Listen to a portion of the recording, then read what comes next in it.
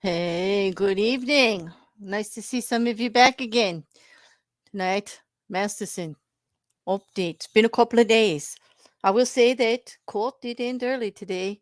Indian, quite the kerfuffle. There's things going on.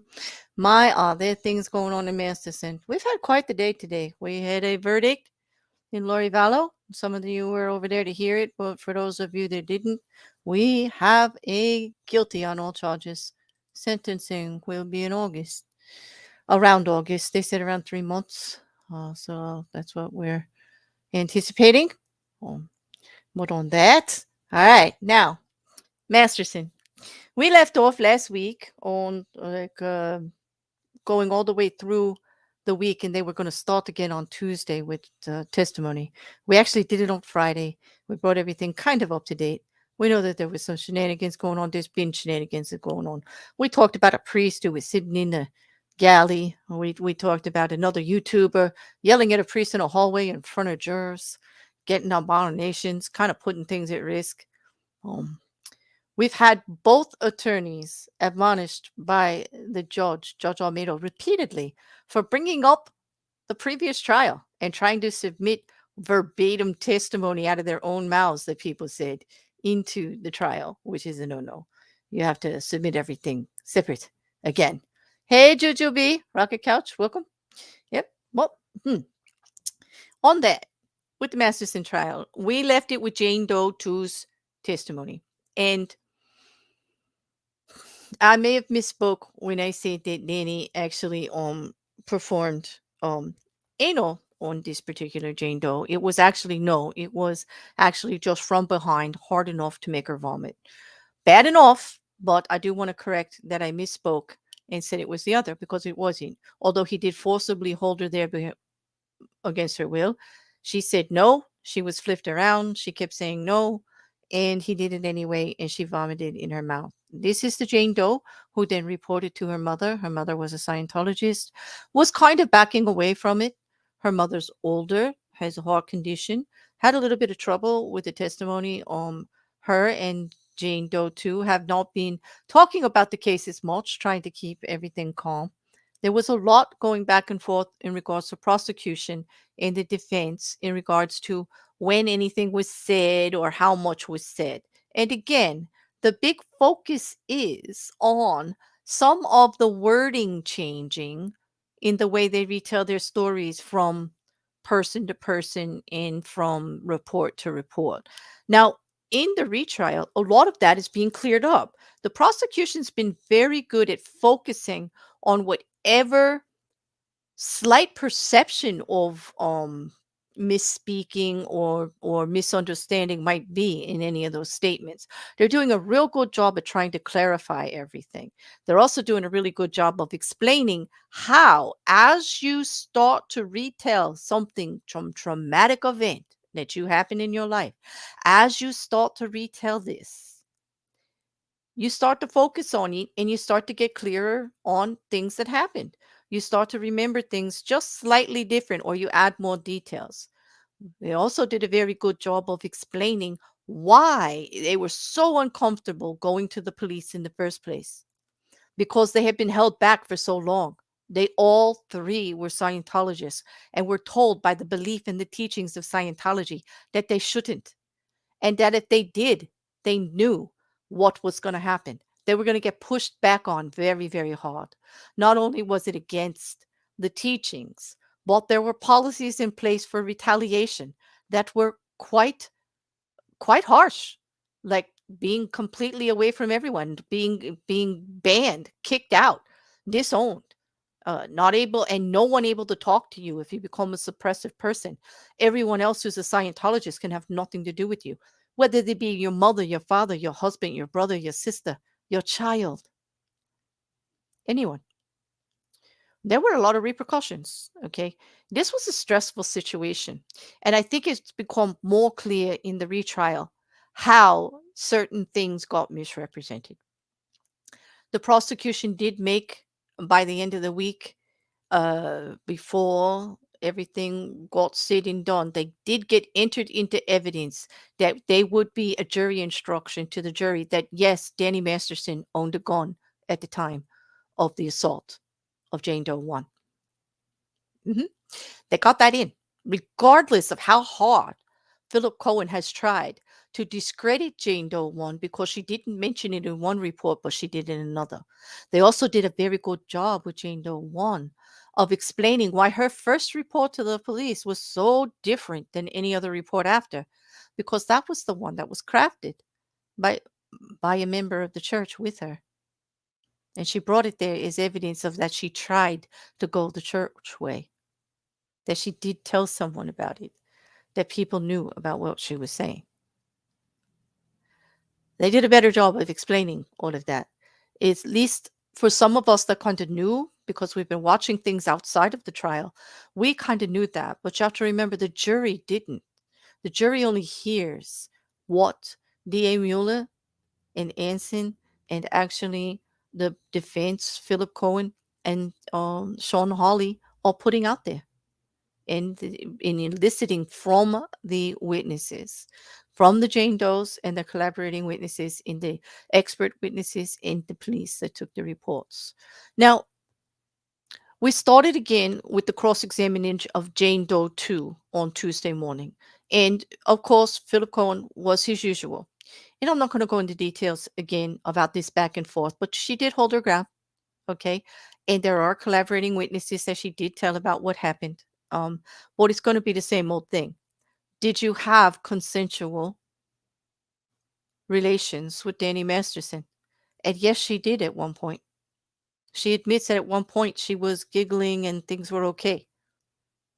But it changed. Okay, but Philip Cohen was trying to say, well, how, to kind of lay the groundwork here again, where it gets a little blurry for me. I realize that he must make a good case for Danny Masterson on. Danny Masterson didn't do anything wrong. These were willing participants in games, whatever. But it gets hard to prove that when you're forcibly holding someone against their will or ignoring the words that they're saying to you, the actions of pushing away, trying to scramble away from you on a bed. If that's not a clue, I can't help you. But all that testimony got in, unhindered and unobjected to. Olmedo let it all in, word for word, giving a clearer picture to the jury. Yes, maybe they did before, but things changed. And I thought that was the most important part of the testimony there, showing how things had changed, showing how she did want to date him. She was feeling happy about seeing him. She wanted to get to know him. She had a drink and then started to feel outside of herself. She started doing things she wouldn't normally do, received testimony from her mother and her friends that would have been out of character for her.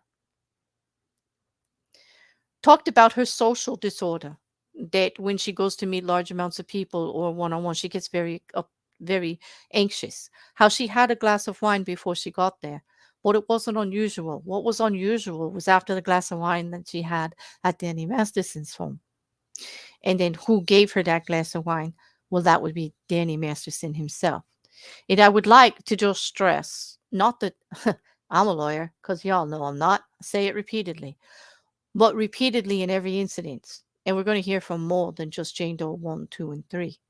In the last trial, we heard from another Jane Doe. We'll call her Jane Doe 4, although she used her name. It was an actress by the last name of Vesey, who had a prior attack before these even happened. Okay. And had the same kind of situation, meeting him, talking friendly at a party. This was a post party of some type, and then actually accepting a drink and then being unreasonably altered by it as their explanation. Like the effects that they had from that drink were not the normal of having a drink and having a good time, or even a couple of drinks. Okay. That has been repeatedly all the way through. And it was again with another witness that came forward for this trial by the name of Kathleen, who they're going to hear from on Thursday. So actually on Tuesday we went with Jane Doe 2, and there was the cross-examination by Philip Cohen, and all of that went as you would expect it. When you read it, and I hope that you are reading Tony Ortega's Underground Bunker or watching his YouTube channel for his little snippets for the weekly updates, because he's spot on. And a lot happened. and he goes over the cross-examination. He tries to list word for word who said what. It comes from Cohen, it comes from Mueller, it comes from Judge Olmedo, it comes from the actual witnesses on the stand. The objections are listed there. The actual conversations with the attorneys and Judge Olmedo that aren't sidebar or private are listed there for us to know what's going on, what's being objected to, or the back end stuff that's before the jury or without the jury. He also quite wittily will tell you every day what Philip Cohen is wearing, because Philip Cohen is like a peacock and he likes to dress up and look really sharp. And Tony Ortega has a good time explaining his outfit. And that's worth the subscription to Substack for Tony Ortega right there. For me, anyway. Little bit of a smiling is somewhat a somewhat negative kind of reporting we have to do when we're talking about distressing situations like no consent and victim blaming. And how about intimidation, harassment, and obstruction? Yeah, there was a bit of all of this going on. There was some nefarious things going on this week that we're gonna get to. Well, remember I told you that Jane Doe 2 had 4 collaborating witnesses, and the first one who did testify, or I believe it was actually on Tuesday after cross examination. Um, um, Yeah, it was on Tuesday. That would be day 14 of the trial, or let's just say 3 days, day 11, like day 10 of the actual testimony. Okay. So uh they kind of went they kind of before Lad came up with Jane Doe 2 in the cross examination, okay, there was like a focus on the reporting again and the amount of information that was going from one Jane Doe to the other. And I think I when I explained it in the last update, that Jane Doe 2 is the one that just blurted out at the middle of a dinner party that she, in front of who was once then her friend, that she had been assaulted by Danny Masterson like a while back. And because she was a Scientologist and because the other one was Scientologist, right there and then that friendship ended. Um, that person also is on the witness list to testify. Okay.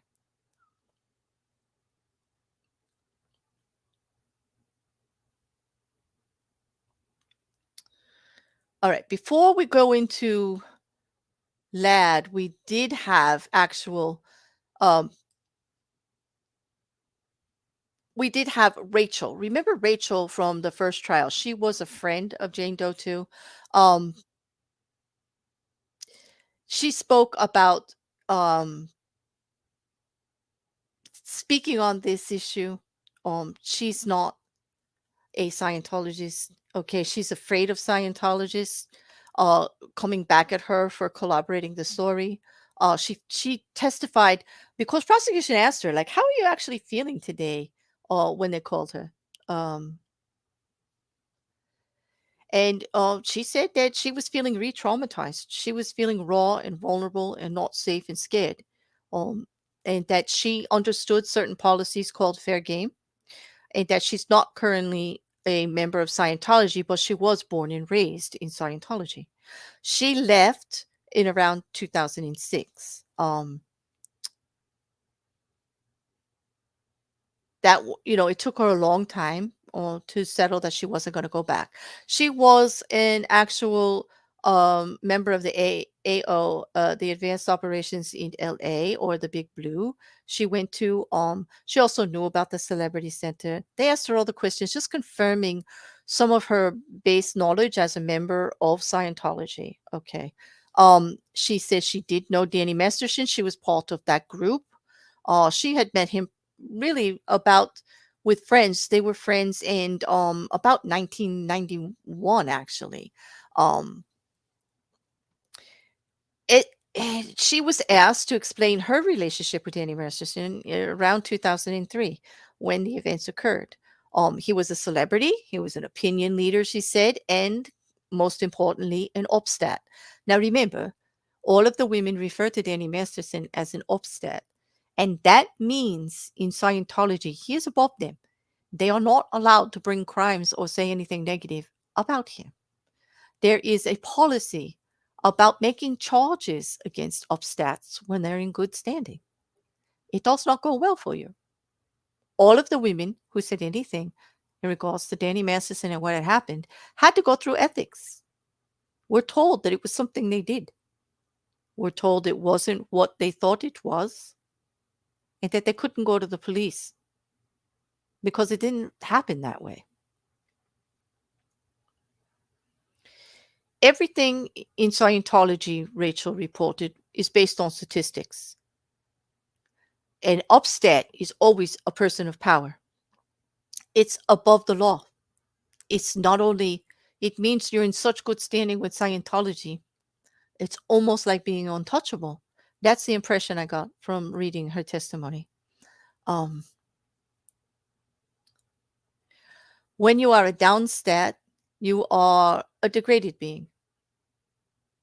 That is someone who is subservient to upstats or others, and that you have a particular position in regards to the upstat.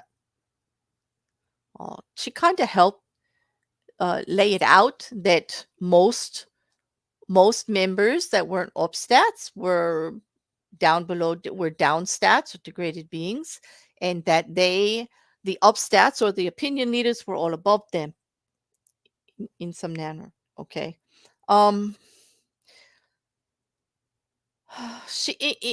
the event occurred with Jane Doe 2, she was currently then still considered herself to be a Scientologist. She had met Jane Doe through there. They became very close the year prior in 2002, and they had known each other for a few years before that, but become more and more close as it went. At some point, they moved right near each other, and they became, through proximity and exposure to each other, they were very close. She says that she had the conversation with Jane Doe 2 about what happened. It was in her apartment. She said that Danny was demanding her to come over. She talked about, how she felt about it and everything. And she talked about how she begged him not to have relations, and that he did it anyway, and that she used the word like a jackhammer. And when asked by prosecution, is that the word for word what she told you? She clearly said, I don't know if it's word for word. It's a long time ago, but this is what struck with me of the conversation.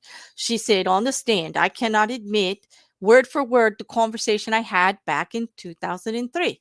I can tell you my impression of what I heard. In other words, this is what I heard.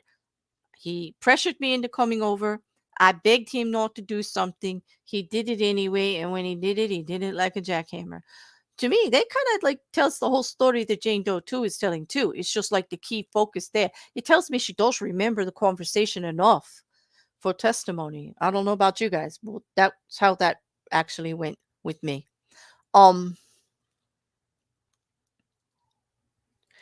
They asked her, played out, in terms of how she was speaking to you. Did you ever say that defined the word rape to her? And she said she did not. She said, in Scientology, if someone told you you were raped, what would that mean to you? And that got overruled. They were not allowed to talk about that. Okay. But she did actually come back. It got objected to by Cohen, and then it got overruled by Judge Olmedo. She was allowed to ask it again. And she said, please, clearly, in Scientology, you were a Scientologist. If someone told you they were assaulted, what would that mean to you? And she said it would mean a couple of things. One, victim mentality, and that's unacceptable. Under the policy of Scientology, to state that happened to you would be victim mentality and unacceptable. So she didn't even have like a frame of reference for things to even call it rape or abuse or even bullying or harassment. All of that would be considered victim mentality.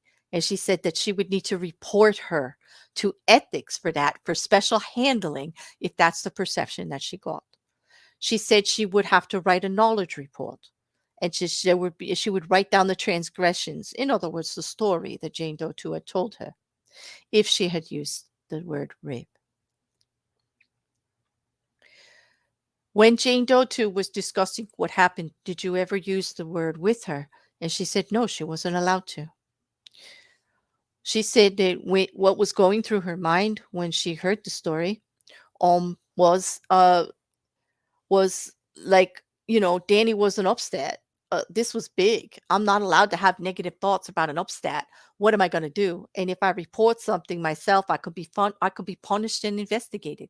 If she actually say she wanted to report what Jane Doe told her and believe the story and say, well, Jane Doe is in a bad way right now because of this that happened to her. Because Danny was an upset, she would get in trouble just for reporting it. This is what was going through her mind. She said she was definitely not trying to criticize Danny in any way, but she actually was not really criticizing anything, you know.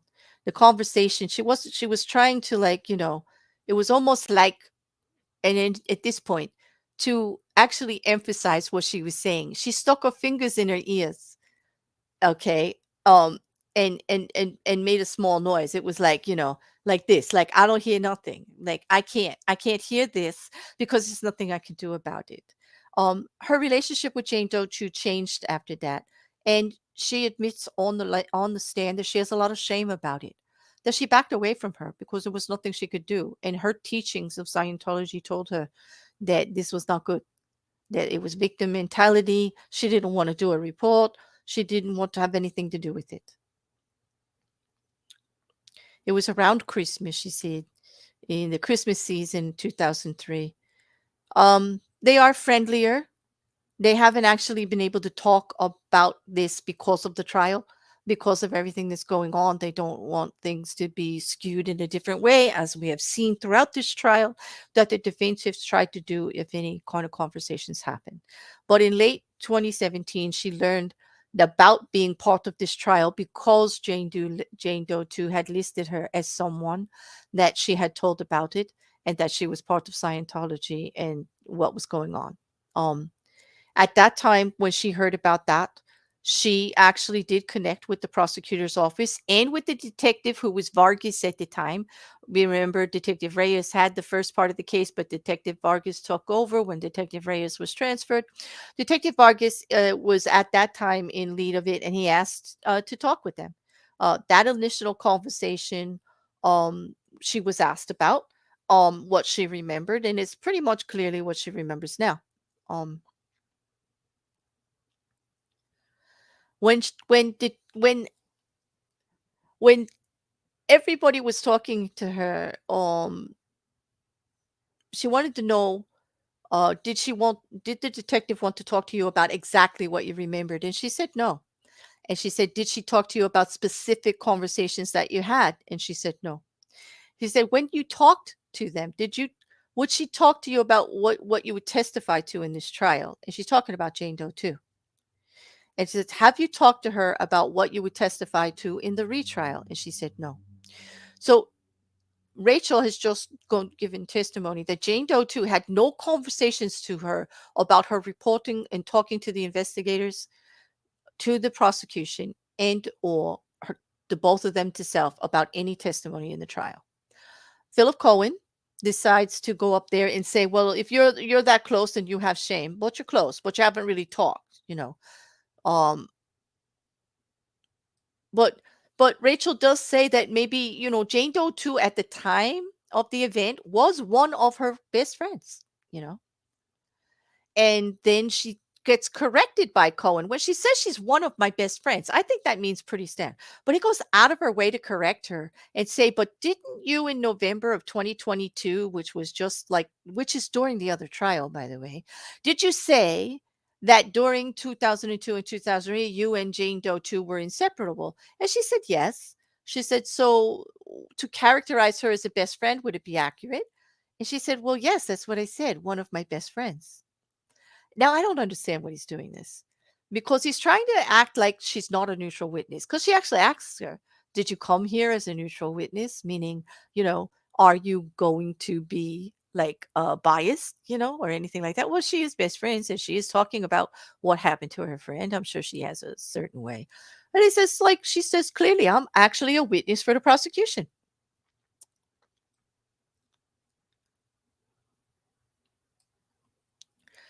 And they're talking about when did the conversation take place, and she's talking about early 2003, but they're not talking about exact dates because no one is remembering the exact dates of these conversations, and rightly so. Remember, they didn't get to report right after it. They got to report about it years and years later. So, there's nothing to fix the date for them. No reports, no other people to collaborate that they came to them on it, this date at that time. Um,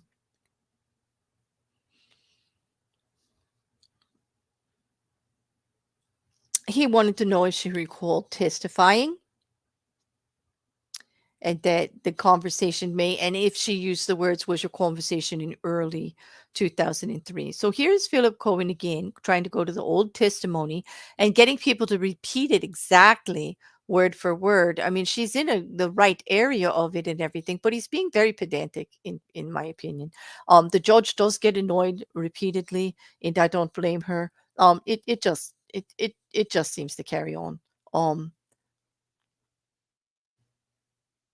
um, when he says, "Could you give a verbatim of a reaction of anything that Jane Doe said?" And she said, "Well, a verbatim recitation would be like, 'Please, Danny, please, I don't want to have sex.'" She says, and he asked, "Well, is that what you remember verbatim?" And she says, "Well, that actually sticks out to me, and it also sticks out to me that she was begging him, and he did it anyway, violently."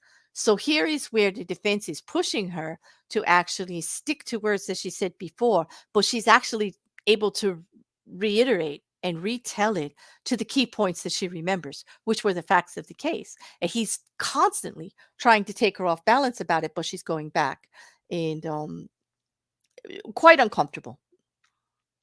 They talk about Jane Doe too, about when she talked about thinking that Danny really, really cared about her and that he might fall in love with her, they might date, whatever, back and forth. Um, she said he asked her, "Did you tell her you remembered when she and Danny went out?" And she clearly says, "No, those words are twisted. I feel like you're twisting my words from the last trial." At that point, he drops it. Prosecution comes in with the redirect and asks her about training routines. She says they are very basic practices. You start to do them in preschool, like ABCs. They teach confronting, and it involves sitting across from each other, one person hazing and harassing the other while they stay still. Confronting, repetitive commands. These drills we did over and over, sometimes for hours. The goal was not to react to anything. It enabled me to detach from my body, from my feelings, from any threat response.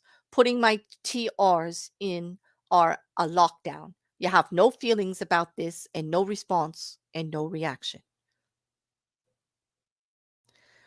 She was asked, "Is this what you did when Jane Doe 2 disclosed to you the event that happened with Danny Masterson?" She said, "Yes." She was in distress and she was saying something that would make me have anything but glowing fondness about Danny. Because if I had to report that, I would be in trouble, she said. And so I just locked it down. I put on my training routines, no feelings, no empathy, no intuition, just detach from my body and listen. She was asked about verbiage that she used in reporting to Detective Vargas that Jane Doe too was talking about a fling she had with Danny Masterson. This is what she said. "So in 2003, I had to reframe what she was saying. I had to normalize it in my mind. Any euphemism for rape would not fit or do based on my teachings. Fling, douchey, anything. In Scientology, we're responsible for our own conditions. We pulled it in. So there's no thinking about rape or assault or anything like that. I'm not allowed to think he did anything wrong, or I'm going to answer for it. I'll be in trouble." She said back in 2018 when you actually spoke to the detective, was that still your mentality? And she said, no, because I had long left Scientology at that point. So when you spoke in 2018, did you still think it was a fling? She said, absolutely not. And I told him that he actually stone cold assaulted, raped her, period.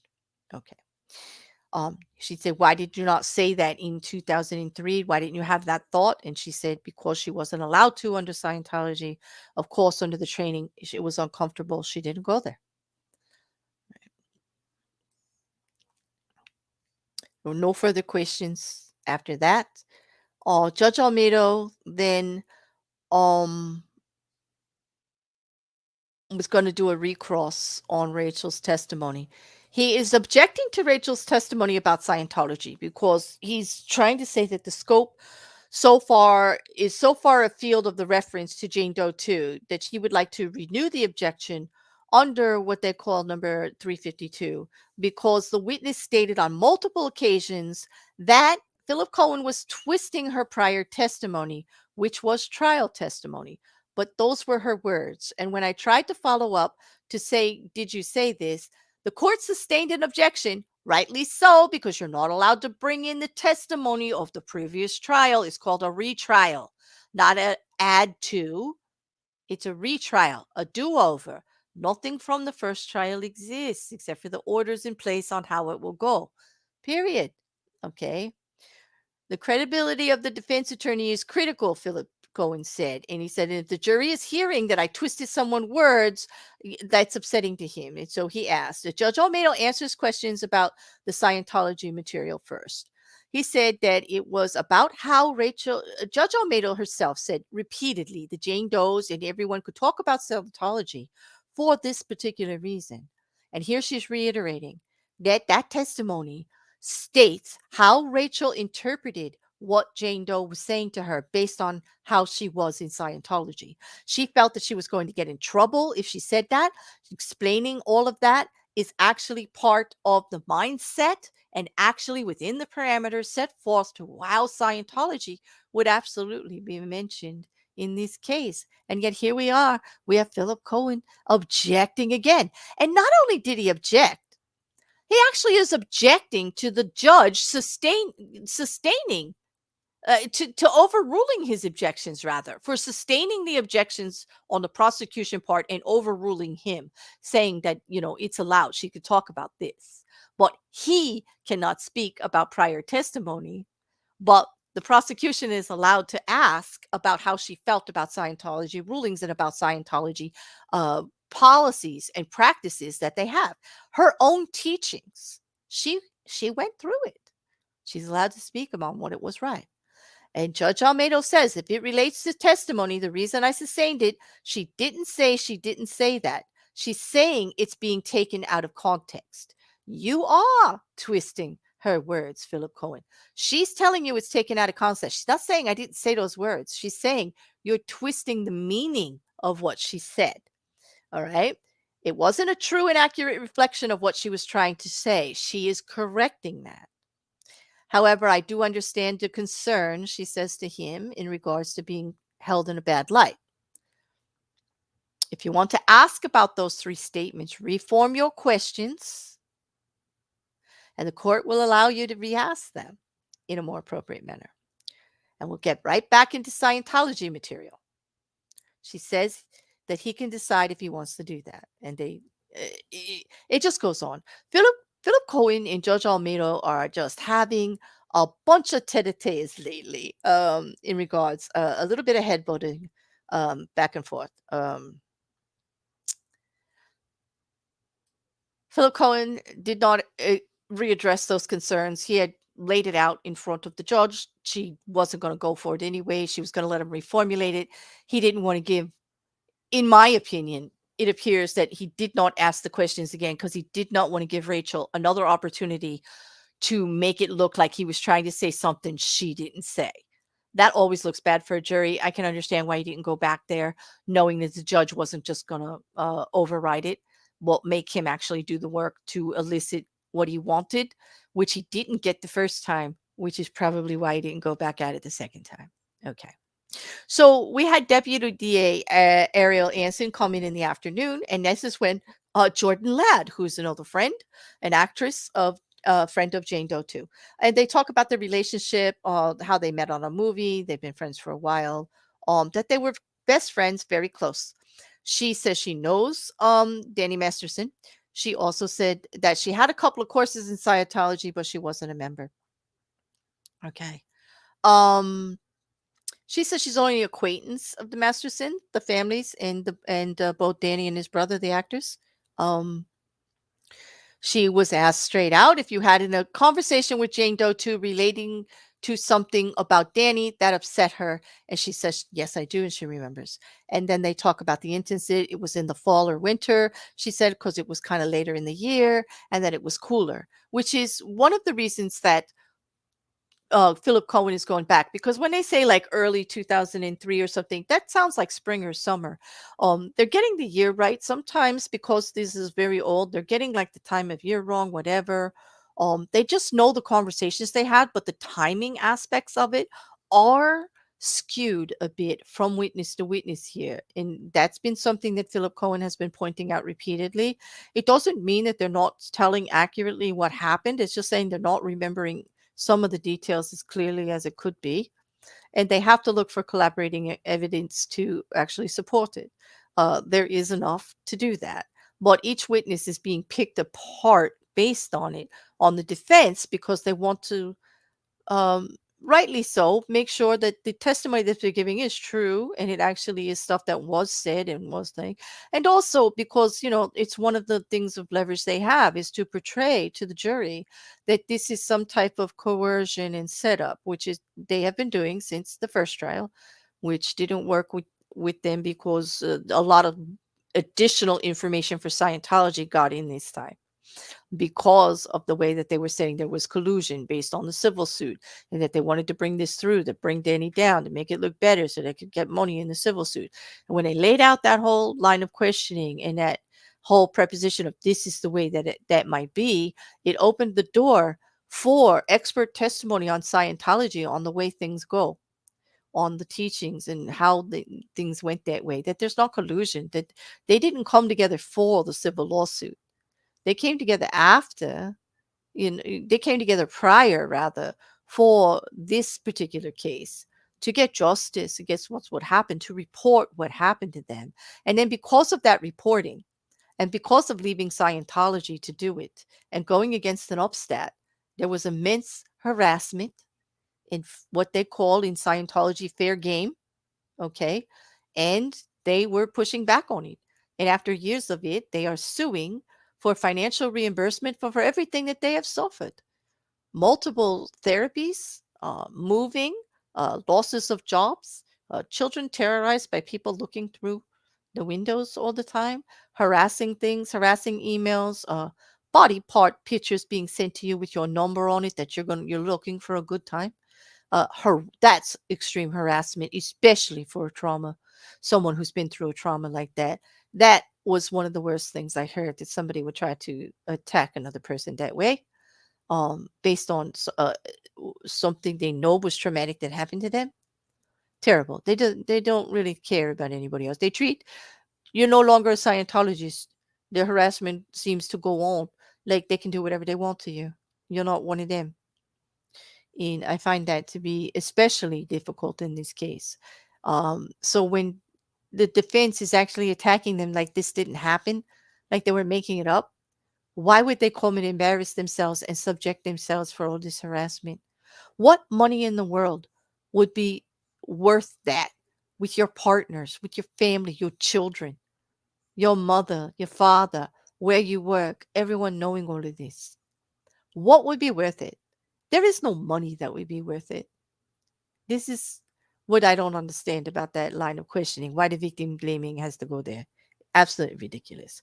So basically, Jordan's testimony is going to firm up the conversation about the ordeal that Jane Doe 2 reported with Danny yesterday, about the event, how violent it was, how she felt, how she went back and forth, how she tried to wrap her mind around it, that it wasn't what it was, but it was. They talked about everything in great detail. There's some embarrassing things in here in regards to specific questions like when did she tell you, and if she told you that did they use a common, how many times did she use the word false things, trying to lay out the story to see if she had told it the same way that she's been telling everybody else, and apparently she absolutely did. Okay. All right. So let me see. Is this the cross now?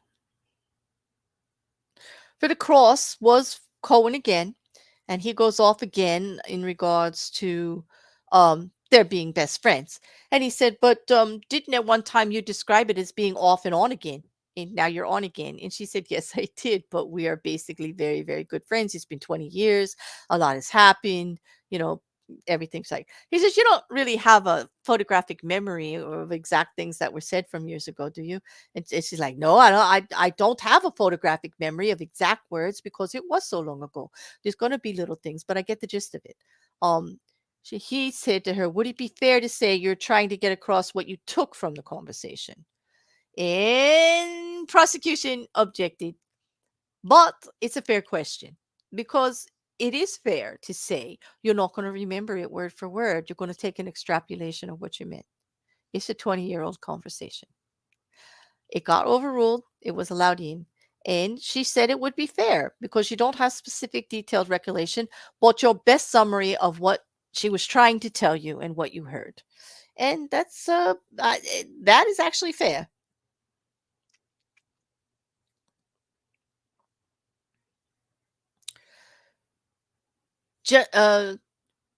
Jordan Ladd is not a Scientologist, okay? And he does clear that up in the cross examination, and that she's not a Scientologist. But Jane Doe too was asking her about the scenario and whether she would consider it rape, forced. And they actually had gone through it, talked about when she met with Reyes, Detective Reyes, in 2017. Um, said that, asked why she never mentioned during that report that Jane Doe too had used the words force used against her. And she said, I can't remember if I used those exact words or not, but that is the recollection of the conversation that I'm having. And he was asked, did you feel that what Jane Doe 2 described to you is what you believed to be a date rape situation? And she said, yes, absolutely, 100%. That's what I believe. He said, because you never used that term. And he said, nope, because she didn't either. Okay. And he said, but you weren't there, right? With her and Danny. And she said he wasn't. So it would be fair for you to say that you could only go on what information was provided to you from Jane Doe 2, which I understand that. He's trying to lay the foundation for the jury. In my opinion here, from what I'm reading, he's trying to let the jury know that these are conversations that two people had together, but she wasn't a witness to anything. That these collaborating witnesses, and that would be also Rachel, that would be also Mom for Jane Doe 2, and there'll be another one, or there was scheduled one. I don't know if she actually came forward, but they're all chain. These are the conversations she had right afterwards, but no one was a witness to what happened. It was all in the bedroom, private, just the two of them. The same with Jane Doe 1, and the same with Jane Doe 3. The same with the fourth person, VC, that reported about, and it will be the fifth one, Kathleen, that reports about it too. There are no witnesses to that besides the two of them. The witness is the Jane Does, the ones actually reporting the event. They were there, and they're saying that it happened, and they're telling other people that it happened. Absolutely. And they are visibly showing signs of trauma. They're visibly showing signs of upset. And why they didn't report, they're trying to explain to people. Well, he's trying to lay the foundation that nobody actually saw anything, and I found that upsetting. But reasonable if you're a defense attorney, I guess. You're going to do the best you can for your client, and it is a fact. We have to admit, there was only Danny and the Jane Doe there. They talk about, again, the scenarios, all of that, again, in regards to Jane Doe 2's testimony, about thinking they were going to be a couple and all of that. She tried to explain it. She tried to explain her reconnection with Danny afterwards as trying to wrap her mind around what had happened to reformulate it into something positive. And actually, after going through therapy, she started to use the proper terminology, trauma survival. It's done. You try to fit the pieces more comfortably together to survive the trauma in the scenario and the life that you're living. It happens all the time. We had it touched on lightly in Barbara Ziv's testimony, the psychologist, the forensic psychologist, but however, not in great detail. Well, Jane Doe too, in her testimony, did start to use the language, and you could tell she'd been through therapy, starting to talk about it. Um, Okay, so we have the collaborating witness. Um,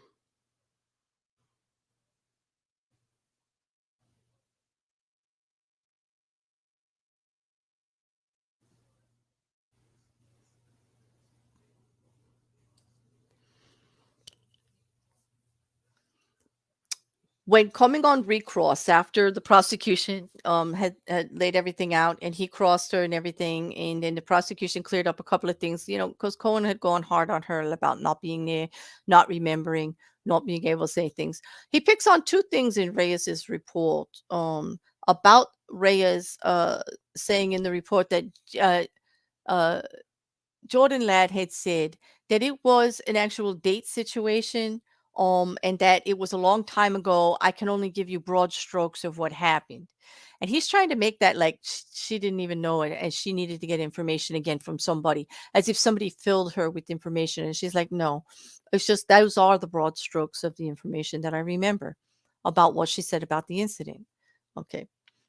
It was a long time ago, and I can give you a broad stroke. She said, "Yeah, I said that." In that's it. And he's trying to home it in that she doesn't know enough details of the situation. But then again, of course, she's not there. She can only go by what Jane Doe said. Okay. Um, and we all understand that. I mean, we do, don't we? Yeah. Let me just check on some questions here for you guys. Okay. Okay. Oh, hey, J Dice. Yep. Mm. Hey, Anna. It's nice to see you. Jen, Aaron. Welcome, J Dice. I'm just looking to see if you guys have any questions in here in regards to what. Okay.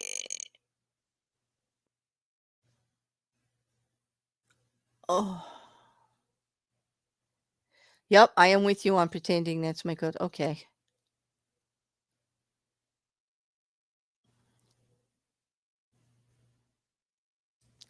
Agreed. And telling the truth makes it easier. You don't have to remember it was actually happening. Exactly. The word for word. Like they all are remembering everything pretty much exact, but they're using different language. They're saying it a little bit differently. There might be a small detail that gets added through memory, but most of it's staying consistent. All right. I don't see anything like let's get back down here.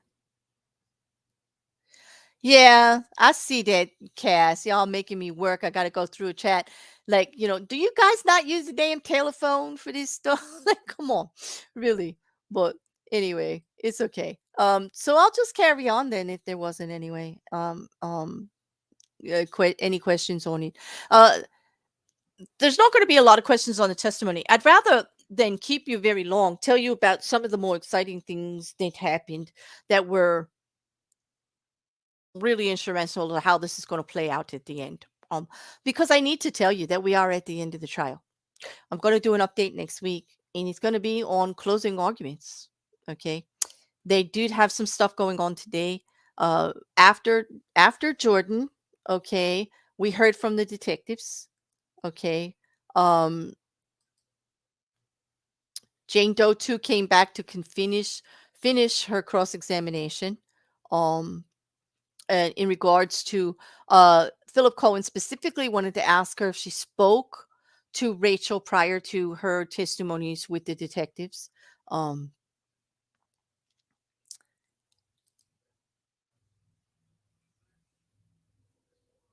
The next morning, after Jordan Ladd, and after the cross-examination is continued by Philip Cohen, on day 11, the 15th day of the trial, which was Wednesday, the morning session opened up. You know, Tony Ortega, of course, gave this sartorial splendor alert about the wearings of Philip Cohen's outfit and everything. But as soon as they start, Judge Olmedo says, before the jury even gets there, we got some things to put on the record this morning, so we may be pretty busy before witnesses actually appear. And they start out with a big sidebar that nobody could hear. Then she goes to don on her robes and everything, and then she comes back, and she's ready to start. And DA Mueller comes up and says to the judge, and I'm going to read this out to you because it is so out there.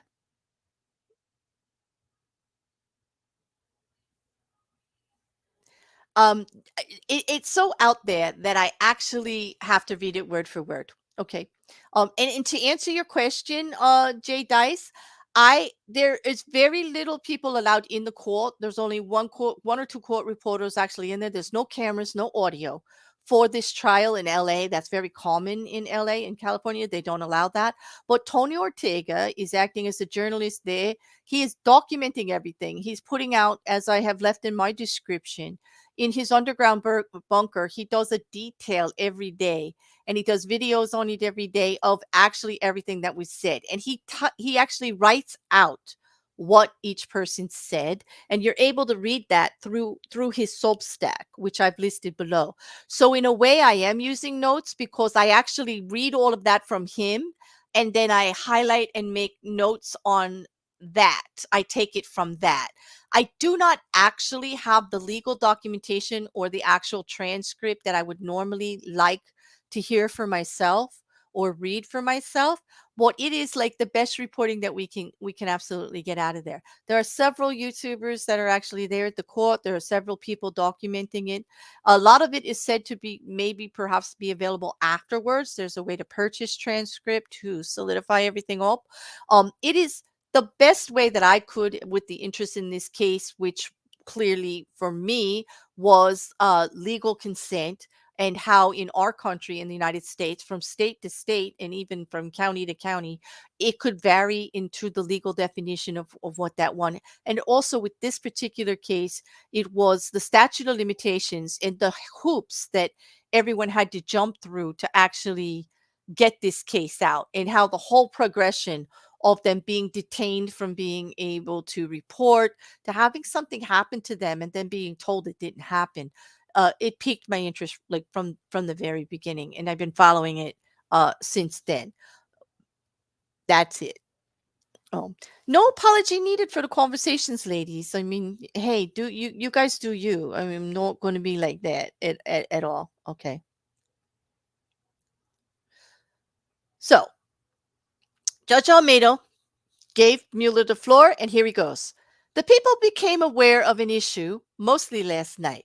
There was an email that was sent from Vicky Podboreski on May 2nd, 2023, to our assistant, DA James Garrison, as well as our bureau director.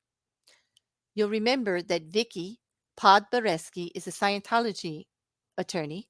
She was at the other trial, or someone from her office, either her assistant or a partner, someone affiliated with her office, was at the trial almost every day. Almost every day. The original trial, and this retrial. Okay. The mistrial and the retrial. Okay. The subject was listed as false reports of stalking by the Church of Scientology. In the email, Ms. Podgoreski indicates that during the retrial, District DA Mueller asked questions of Jane Doe 3 that were intended to elicit answers he knew to be false, that the witnesses had filed dozens of reports claiming that the church had stalked them, that Podboreski met with LAPD Chief Moore and filed on behalf of the Church of Scientology a series of complaints with the LAPD. Specifically, that Detective Vargas has left open numerous and false reports by the witnesses. Not one of the reports has returned out to be true, and that Mueller knows there is no merit to the reports. So the judge says, well, what are you asking for? And DA Mueller continues, well, along with that letter, there were links to files in the attachments. I don't want to say all of our discovery, but a large amount of our criminal discovery of this case was attached to those files. Emails between law enforcement and the victims, text messages, police reports, photos. We weren't able to get through all of the attachments, but it's extremely troubling that all of our redacted discovery that we had turned over to the defense is now in the hands of Scientology. Yep. She put a link in her email to complain that they were representing Scientology erroneously in regards to the LAPD and unopened reports. Remember the Jane Doe 3s have complained repeatedly that the follow-up was very terrible when Detective Reyes was in charge of the case at the LAPD, and that witnesses weren't followed up on, that they had made complaints that were not answered. Okay. Cedric, Jane Doe 3's husband, and Jane Doe 3 both testified to numerous complaints that they have made and help that they tried to get, because they live in LA, from the police department in regards to the harassment they received from Scientology. Well, this was pushed back from Scientology's lawyers in being represented that way. Okay. Juju, I just did to say it was a link in the email. Actually, Vicky Podboreski sent an email to the DAs and to their superiors and actually complaining about these. And there was a link in the email that went right to a folder where all the information was. Vicky Podboreski supplied that to the DA. Proof that they have all of the files that they are not entitled to. Because isn't not Scientology the one saying, we're not on trial here? We're not part of this case. We are not a party of this case. Discovery is limited to only the parties of the case, prosecution and defense, and the judge. Period. Period. Okay? This is huge. All right. Thank you, Juju. Like, right? Yep. It is unbelievable. That is all. I mean, talk about, some of you will remember during the mistrial, okay? And I know this trial is separate. And I keep saying that, like Philip Cohen has to remember, this trial is separate, okay? But in that trial, did not Philip Cohen almost always complain about something so erratically that it ended up coming in against his whatever? Like, he would talk about, like, we nobody should mention Scientology. Like, Scientology is not on trouble here. But he's the one who mentioned it over and over and over again. He's the one that actually said that there was coercion between all of the Jane Does because of the civil case. He didn't want the civil case mentioned and yada, yada, yada. But the way he questioned the witnesses about it made it fair game. Actually put it into the trial and actually made it part of the second trial because he put that out there as a defense. You can't have it both ways. You can't say the reason that they are actually colluding against Danny Masterson is because they have a civil lawsuit against him and not let the prosecution say what that civil lawsuit is about. Ridiculous. Ridiculous. Yup, always like major, right? Juju, I've never heard of anything like this, okay?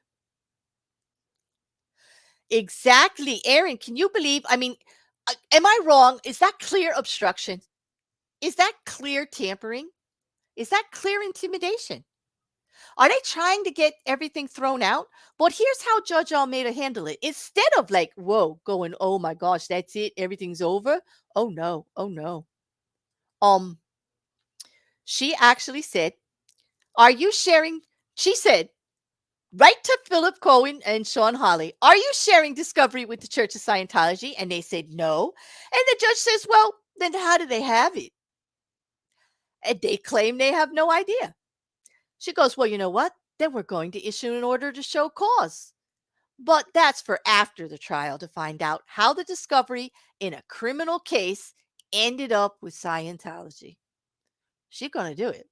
So then Mueller also described that Scientology had asked the chief to open investigations of the LAPD detectives who testified in the trial.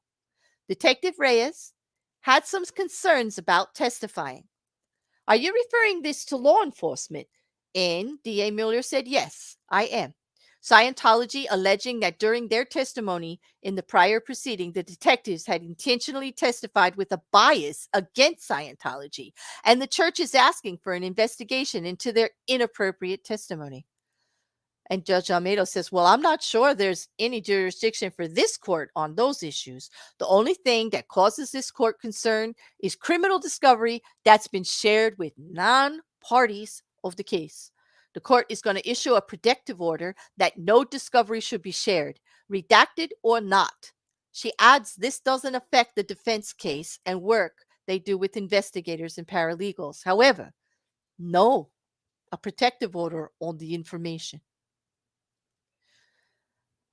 DA Mueller informed that based on the email, they did inquire with Detective Vargas if he was aware of any reports of harassment that he had determined to be false, and there are none. He did supply with me a log, and I will provide it to the defense, that has to do with one of the complaints submitted by Jane Doe 3, where there are some investigation by an animal abuse team, and I will turn that over. Judge asks if they wanted any other actions. And he says, well, we're looking to get some kind of protective order and follow up. And Judge said, well, write those proposed protective orders and we will deal with that. And then Cohen goes in and says, well, this does segue into an issue that I had and wanted to bring up before Vargas's testimony. We've heard from all three Jane Does and perhaps Cedric that harassment has been continuing up to the day of their testimony. And I haven't received any recent reports of any stalking or harassment. It was well before the trial's first date. I think it begs the question if any reports have been made to the LAPD. I think if they had been turned over, and that nothing has been done, or that would have been turned over too. And I don't want to start a trial within a trial, but okay. And here goes Judge Olmedo, and you're going to love this. She reminded him that the harassment is only being brought into the state of mind of the witnesses, that no one, Danny Masterson, isn't on trial for harassment here, and neither is Scientology. But the witnesses are allowed to state that they feel harassed by Scientology as to why there were some problems with testimony, why there were some problems with them coming forward and delays. That is all admissible testimony. Okay. But Cohen says it goes to credibility. If they're saying that those harassment is going on and they don't actually believe there's real harassment because it's not true, that's a different thing. And it's just like, I don't think that that's true. We're not going there. Why would they do? Like, no. There is documentation of some of the harassment going on. We're not going to go and look and say how much of these reports means there was actual harassment. If there's even any report, it would mean that there was reported harassment. Well, he wants a stipulation or an or an admonition that there have been no reports of harassment to LAPD from such and such a date. He wants to know the exact date they started reporting. And Judge Almeida pushed it back on the two attorneys. She said, before I get into that, which seems a little ridiculous to her, you could probably tell it seems I might be adding a little bit here, but by the way she's going back and forth, I can imagine she was getting a little annoyed. And she told them to talk amongst themselves, prosecution to defense, to decide when those reports began and started, and so that they could be spoke upon clearer within inside the trial. D.A. Mueller answered her and said, of course, but for the record, we did provide to Mr. Cohen a report from the DA investigators who talked to all three of the Jane Does and compiled a list of all the harassment they were going through. And that report was done prior to the trial and was finished and reported in October 21. But there wasn't even though they're saying it's still going on, there wasn't another ongoing reported transmission. And they said, talk to each other. Judge Almeida again reiterated this is something that could work out together. And then she says that she received a letter from Skip LaRue and another from R.L.J. Gilroy and one from Skip's asked why the court made an inquiry of him. And she has transcript of a brief colloquy the court had with him, maybe 2 minutes long, at the DA's request. And the letter from Mr. Guillory from International Ad Hoc Religious Something Committee appears to be a complaint about the March 28th ruling about Scientology evidence coming in, specifically about the expert coming in.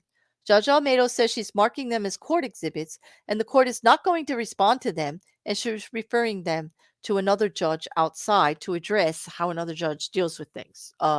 These are letters of complaint from outside organizations actually trying to go that Scientology's religious beliefs and freedoms are being challenged here in trying to make a thing out of it.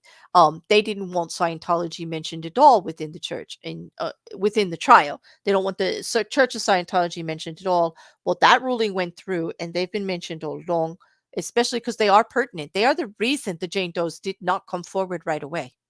They're very pertinent to the case. The information is absolutely necessary and applies to everything they did and said from the time of the event until it actually got reported and charged.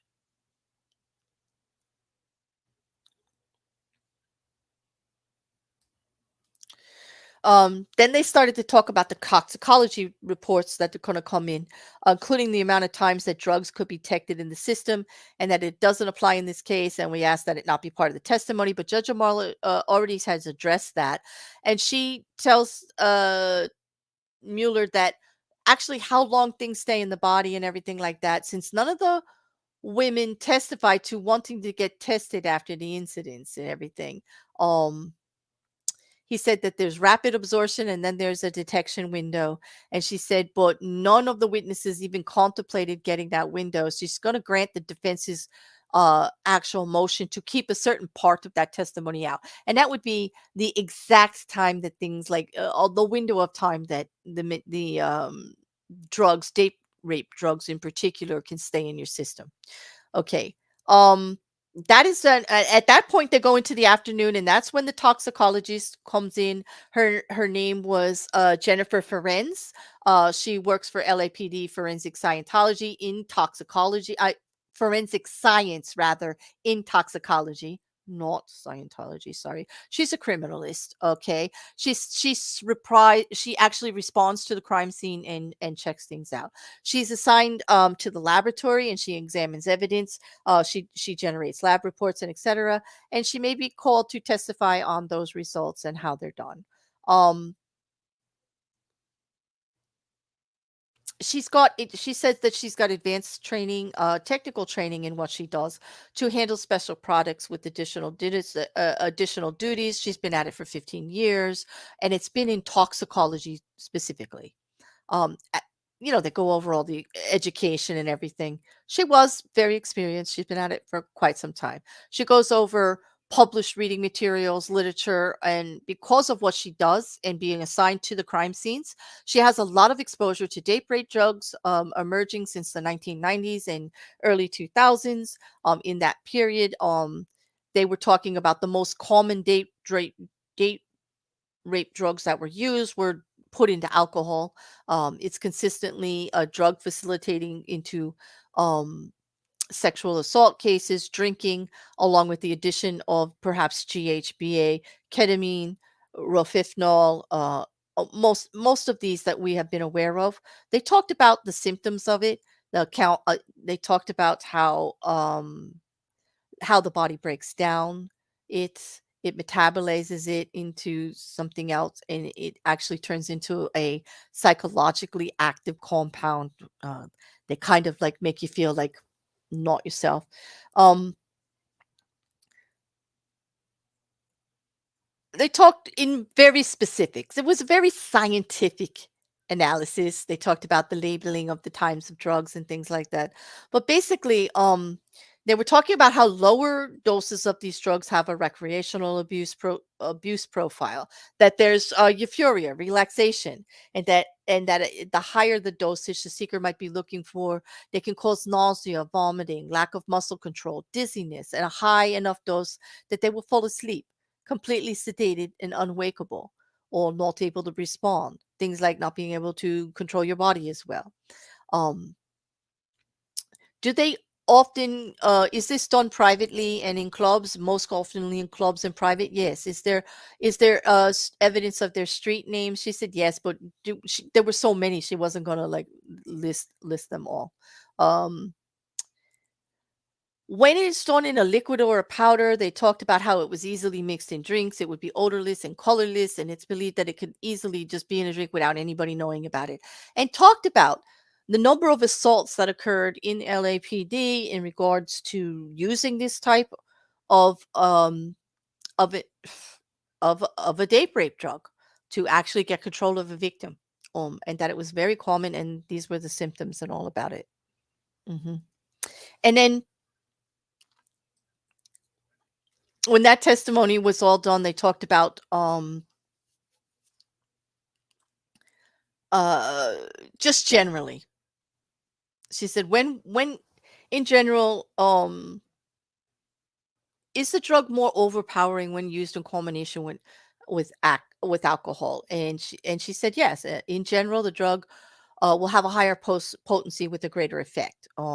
You could have someone that has one or two glasses of wine at dinner, but if they actually had anything added to one of those glasses, that the effects would be much like as if they had much more to drink than they actually did, and they would have stronger symptoms than being drunk than they may normally feel like when they were drunk. They talked about the hypotheticals of mixing these things with the drinks, and they actually put in hypotheticals that use the drinks that the women, the Jane Does, actually had. Okay. Sean Hawley did the cross examination. Um,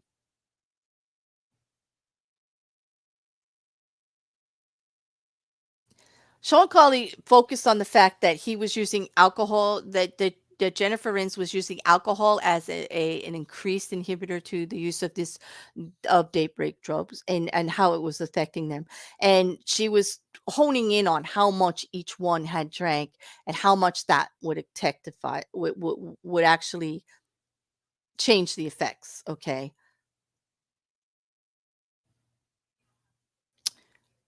She said, when you testify in other cases, you actually go to the scene and you gather evidence and you report on the scene and you gather fiddle evidence and you assign to the laboratory and you generate points.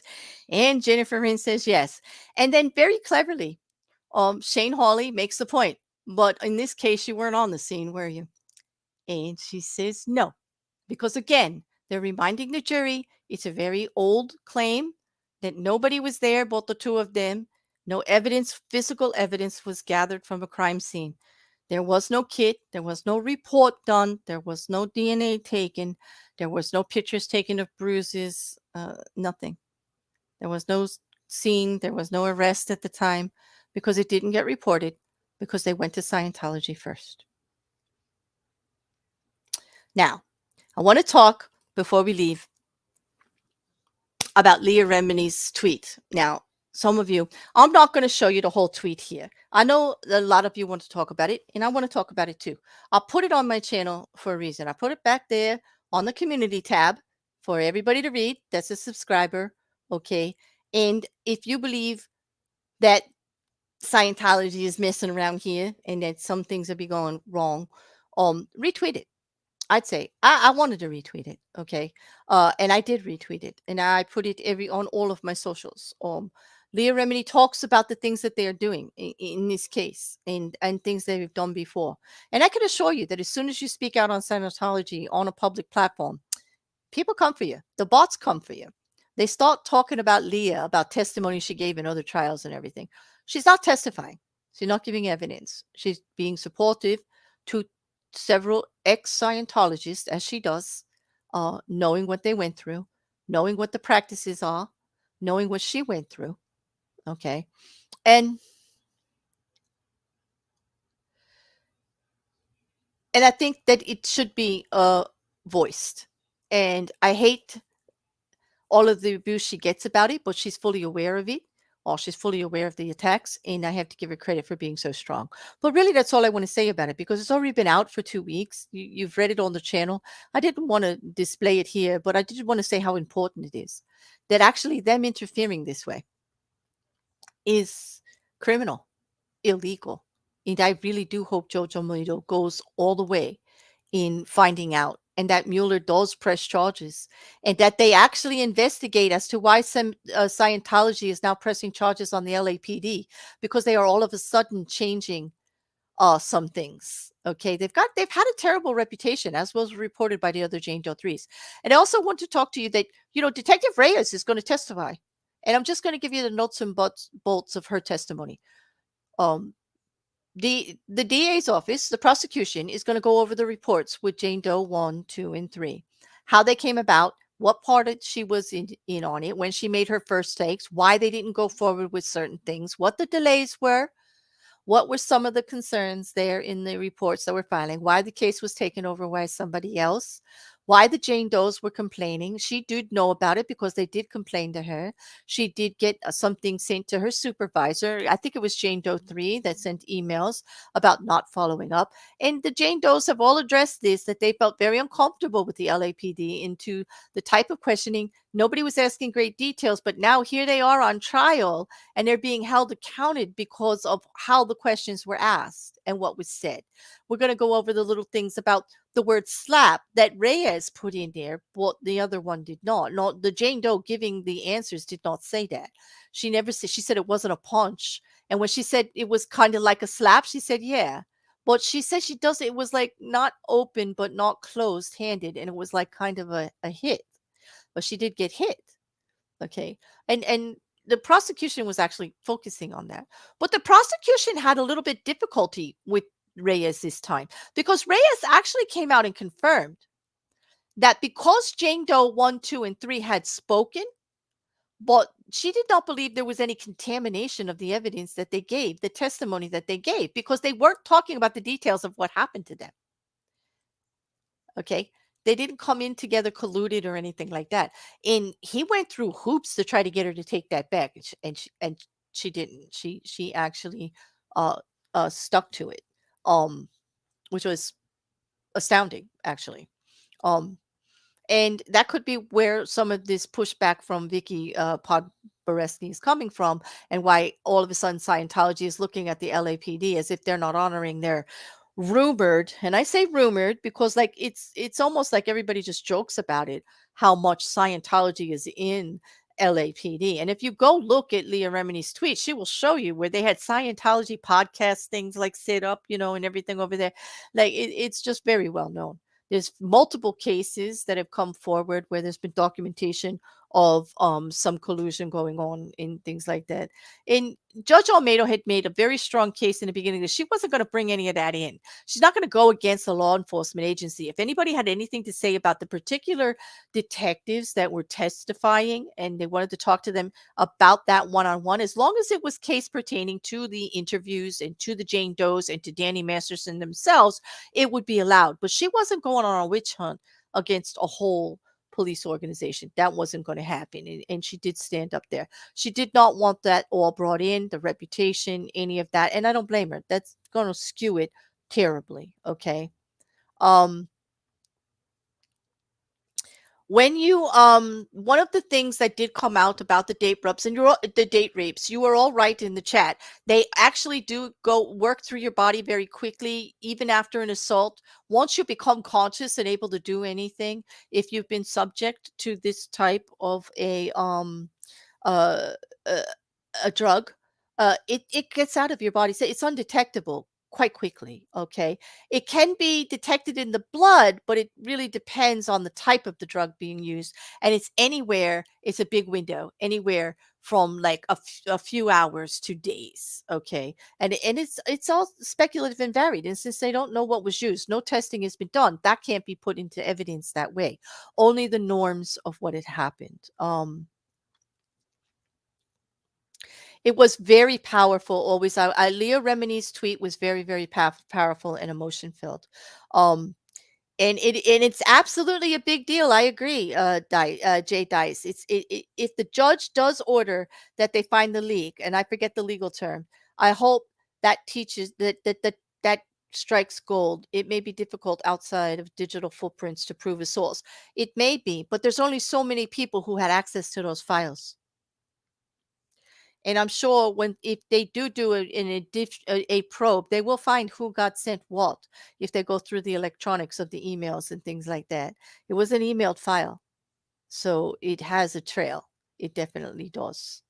Um, on that, I'd like to say that after we heard from the toxicologist, okay, we did hear from Kathleen T, another victim who talked about going to an after party, having a drink with Danny Masterson, waking up in his bed knowing something had happened, but then relayed the story that she didn't know exactly what happened. She heard pieces of other people being there.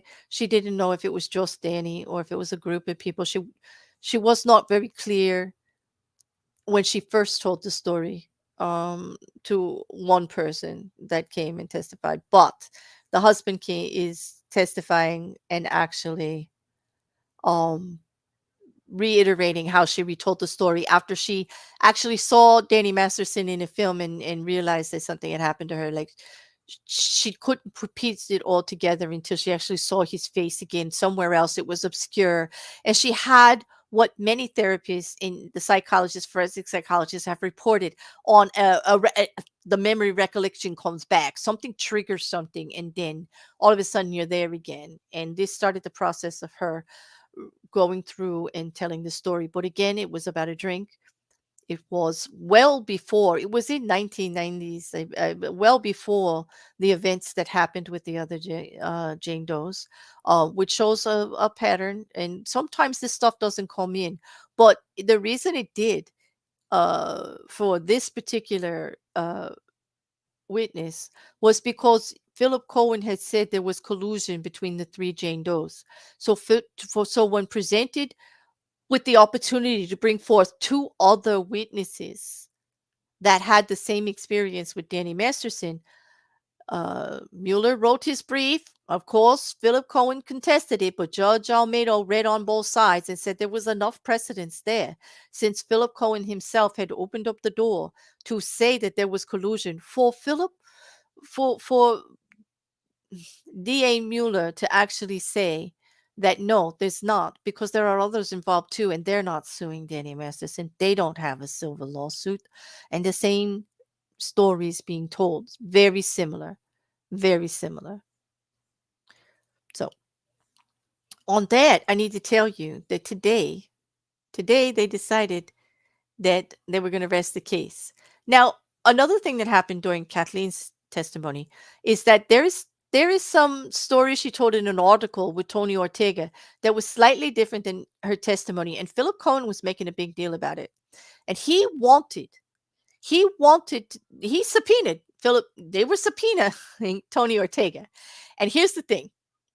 Tony Ortega, rightly so, his lawyer contacted them and saying, no, if he's a journalist and you have to have him testify on all of this stuff, and he's got to get his unpublished notes and stuff on the interview with Kathleen and everything. And that's going to be Carter. It is in the law there that he gets a few days. Okay, but they wanted to do it right away. I guess it happened last night and into today, the subpoena and the response. But Tony Ortega pushed back. He does not want to have to be part of it. And I don't blame him, because they can use the article that got published, because her statements are there in the article that got published by him, and that's all public record, and they can do it that way. But they actually want to subpoena him to keep him out and to keep this report, like for other kind of reasons. At least that's kind of what everybody's kind of insinuating. But Judge Olmedo is leaving it for them to decide together over the weekend. And on Tuesday, okay, if that testimony is not going to come forward and they're not going to require it, they're going to have to delay and for him to be able to testify, because he's allowed to have so many days, okay, for that subpoena. If she's going to make sure that he testifies, it is going to be quite a few days away. If that happens, we won't have closing arguments on Tuesday, because today everybody rested except for this one issue with going back on cross on Kathleen and this article with Tony Ortega. Okay, and if they're going to call Tony Ortega again and perhaps Kathleen again for recross or whatever is necessary. However, it did not look like it, but it did not look like it was going to be necessary, but they were pushing for it on the defense side. So we'll see. We're going to see. they've got time to figure it out. They ended court early today to try to like get all of that straightened out. And there's no court on Monday. They're going to resume on Tuesday, but we don't know if it's going to be closing arguments or if it's going to be testimony from Tony Ortega or Kathleen or someone else imported about this article that was done. I'm going to link what I can of the article below. I have to find the exact one. Tony Ortega talks about it on his YouTube channel. You can go there tonight, and it's a short one. He can bring you up to date. He's being a little winky, tongue in cheek about it, and I enjoy his humor about it actually, because it's just, to me, it seems like even more shenanigans going on about that. But here's the thing, again, the defense rested again with no witnesses brought. And Danny was asked if he would testify, and he told the judge no. So that's on record. There were abominations listed. They had amendments done for the jury. Like I said, the prosecution won. They will be informed that Danny Masterson owned a gun at the time of the event that Jane Doe 1 reported. And also, Sean Hawley reminded them that the testimony in regards to the percentage of erroneous reports would not be in the record of Barbara Ziv's testimony. That line will be struck out because in one instance it was one percentage, in another it was other. They were all still low, but it was a way for the defense to get it stricken because there was different reporting on it, so it couldn't actually be testified to that way. And I understand why.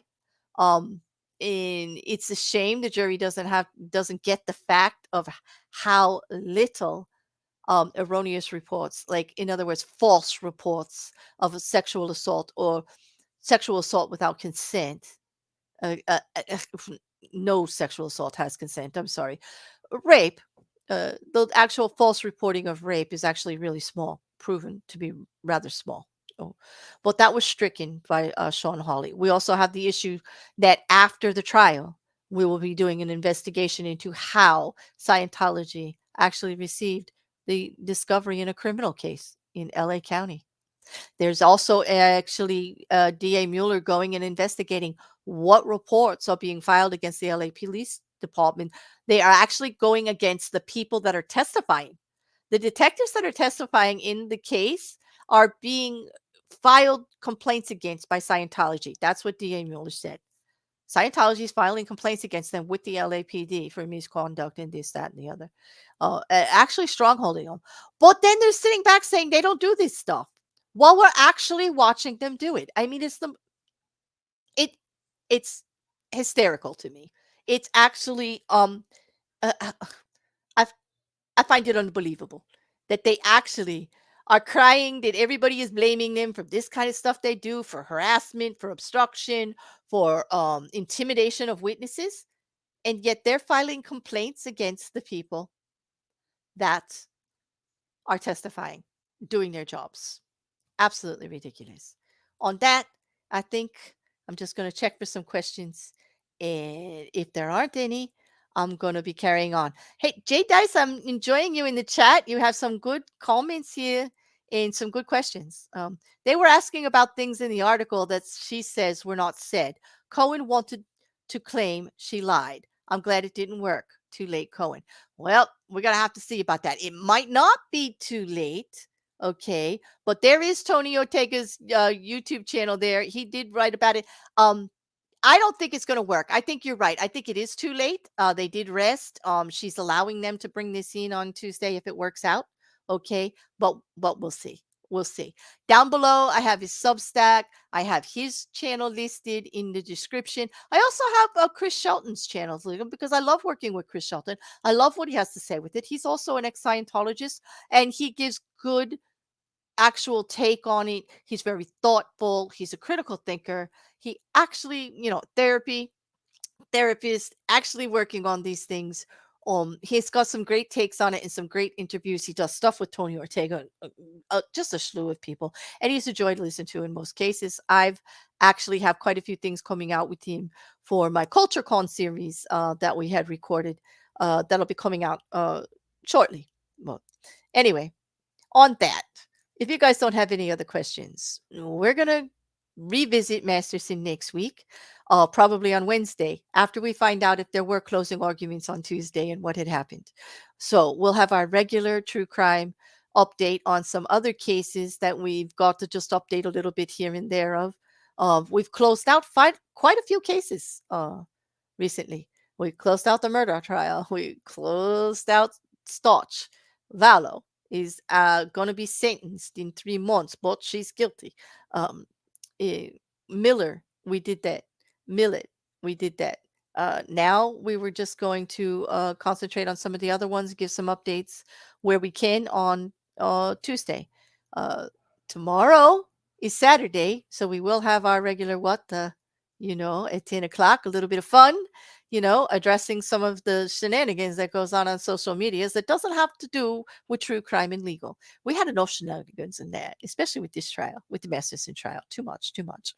And I'll tell you, um, really crazy stuff. Oh, Jay Dice, if you've been reading him since The Village Voice, then you enjoy his snark too. He's quite witty, and I do like him. He's really good. So I'm glad he's got a fan in you. Yeah, that's cool. But also on Sunday, we're going to be doing a political review. Quiz and I will be up here. We're going to be talking about some of the recent indictments. George Santos. We're going to talk about some other cases that are going on and some movements that are going on within the court systems and within Congress and Senate, just because there were some things that all kind of went together that we just felt needed to be talked to. So we're going to be bringing that back this Sunday. I hope to see you all then. On that, my banner was up, so you know what to do. Like, share, comment, and if you enjoy the content, anybody else that will, there's a little bit of everything on here. Take a look on the playlist on the back. I try to group things together so you're not lost in a myriad of lives and videos. But check it out. When I say eclectic, it kind of is. It's not all just one thing, but what it does base almost always on is good conversations. Because that's what we're here for, to connect, have the conversations, talk about the things, whether people want to or not, just because they're interesting. So, hey, thanks, everybody. Thank you to my moderators, all my members, and everybody new or old, everybody here in the chat or out there on YouTube playing the replay. Y'all have a fantastic night.